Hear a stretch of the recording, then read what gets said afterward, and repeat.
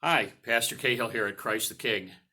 I wanted to give you a brief walkthrough of some of the modifications we've made here at the building so that next time you decide to come to church, you're aware of what's going on and you can maybe feel a little bit safer about making a decision to come. So I'm going to grab my phone and let's begin.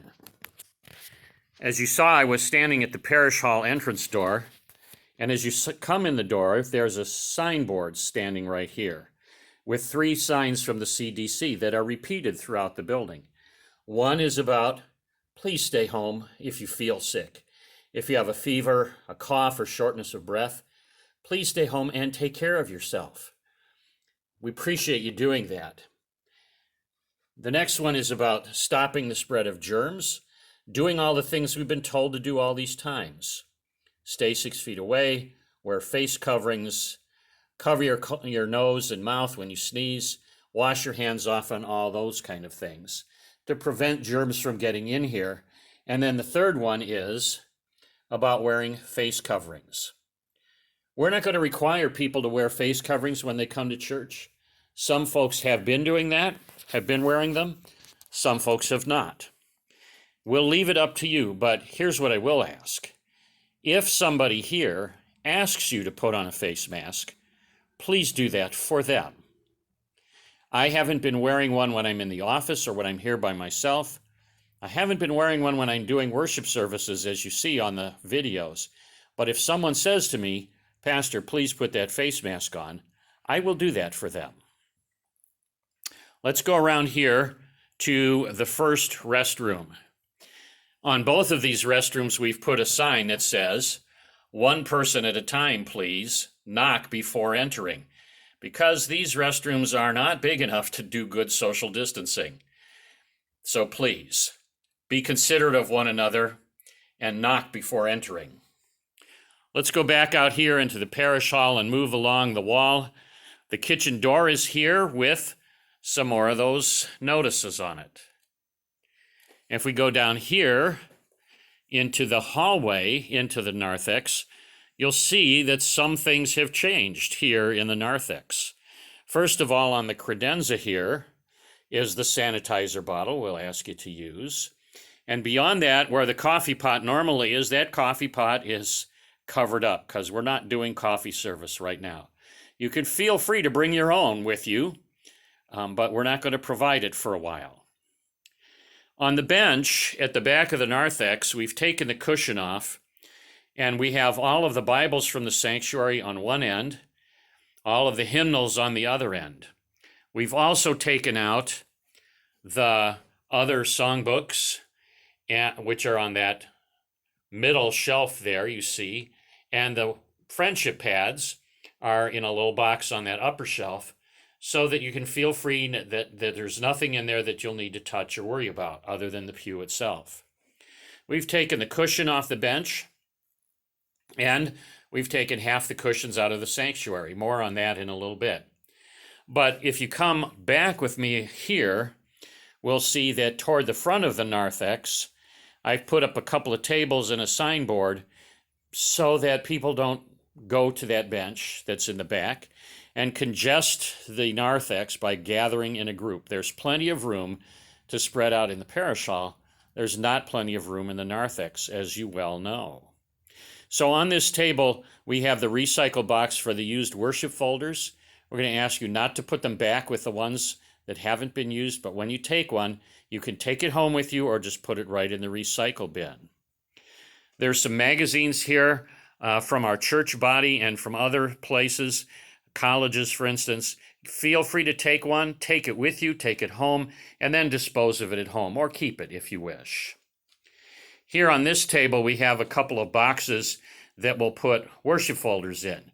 The small one is for small worship folders that we're using when we have individual communion or when people come separately from the worship service. The larger one will have the worship folders for the worship services in it. And then there's an offering plate. We haven't been passing an offering plate in the worship service, but if you come to a service or any time during the week, feel free to put an offering envelope in that plate and we'll take good care of it. Then there's a signboard again, like the previous one. And there's another signboard over here on the entry door into the sanctuary. Beyond that door is, as you know, a bench that leads toward the closet, and this bench has half of the pew cushions from the benches in the church. We've taken out half of them and covered them up so they don't get dirty. They were all nicely vacuumed last week, and the pews themselves were washed with Murphy's oil soap. But as we go into the sanctuary, you see that here's a bench, a pew with a cushion. Here's one where the cushion's been taken off. And it says no seating in this row. So we're going to ask you, please sit in the rows that do have the cushions, but not in the other rows. And we've got cushions in every other row, all the way down. So here's what you could do. These pews are 12 feet long, and that means one person could sit at that far end of this pew. Another person, another individual could sit at this end, and there'll be plenty of distance between them. In fact, if two people sit at this end and the other two people and another two people sit at that far end, there's still 6 feet between the two couples, or a couple at that end and an individual at this end. The only modification to that would be if you bring your family, maybe your family just takes the whole row.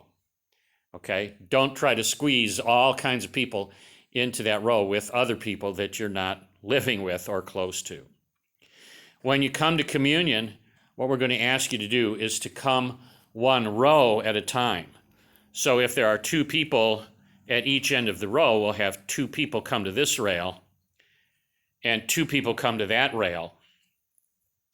And don't start to come up until I dismiss the rail that's in front of you. And then start to come, and that way they can clear away while you're coming up. You don't have to kneel at all, just stand. If you need to lean on the rail, that's fine. Up here at the altar, you'll notice that I have a hand sanitizer that I use when we begin communion distribution. I've got some food service gloves. I'll put one of those on when I start to hand out the Lord's Supper. And I've got a face mask to wear too. If you don't want me to wear the face mask, then I won't. But if you prefer that I do, I will certainly wear it while we're having communion. At the end of the Lord's Supper, which is outside of the worship service after the benediction, if you feel like you want to just leave the building, go right ahead and leave. If you want to go in the parish hall and chat with some of the other folks who are here, you're welcome to do that. Just spread yourselves out. You know how the rules are. If you want to go out in the yard and it's not raining, you're welcome to do that, or go to the picnic table in the pavilions, picnic tables in the pavilion, and you'll be fine. We want to make sure that you're as safe as possible. We want to make sure that you know that we're concerned about your well-being here at Christ the King, physically and spiritually. So you're welcome to come. You're welcome to be here. You're welcome to worship the Lord, to receive Holy Communion. If you feel comfortable doing that with others on a Sunday morning, please do. If you feel comfortable with saying, I'd rather not for a while, that's good with us too. Take care of yourselves. God bless you and be with you, and I hope we'll see you soon. Bye.